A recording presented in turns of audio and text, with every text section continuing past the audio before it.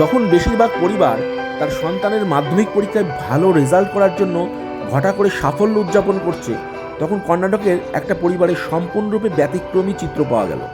অভিষেক চোলাচাগুন্ডা কর্ণাটকের বাগালকোটের বাসেশ্বর ইংলিশ মিডিয়ামের স্কুলের 10ম শ্রেণীর ছাত্র।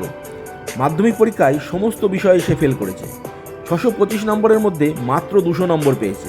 কিন্তু তাকে নিয়ে বকাঝকা করা বা হতাশ হওয়ার পরিবর্তে তার মা বাবা রীতিমতো ধুমধাম করে একটা পার্টির আয়োজন করেছে, যা নিয়ে সোশ্যাল মিডিয়ায় রীতিমতো চর্চার বিষয় হয়ে দাঁড়িয়েছে। আসলে রেজাল্টের পরে বাড়িতে যে গুমোট পরিবেশের সৃষ্টি হয়েছিল, সেটা কাটানোর জন্যই অভিষেকের মা বাবা বাড়িতে কেক, মিষ্টি, ফুল নিয়ে এসে হঠাৎ করে একটা আনন্দের পরিবেশ তৈরি করে তাদের ছেলের সামান্যতম চেষ্টাকেও সম্মান জানাচ্ছে। অভিষেকের মা বাবার বক্তব্য, তাদের ছেলে যথেষ্টই পরিশ্রম করেছে, কিন্তু ফলাফল সবসময় কঠোর পরিশ্রমকে প্রতিফলিত করে না। একটা মাত্র ফলাফল দিয়ে কাউকে বিচার করা যায় না যে কেউ জীবনে পুরোপুরি ব্যর্থ। সে একটা পরীক্ষায় ফেল করতে পারে, কিন্তু জীবনের পরীক্ষায় এখনও সে ব্যর্থ নয়। এরপরে সে আরও কঠোর পরিশ্রম করে জীবনে আরও ভালো কিছু করতে পারে। তাই তাদের তরফ থেকে সমস্ত অভিভাবকদের উদ্দেশ্যে বার্তা, খারাপ সময়েও সন্তানের পাশে থাকুন।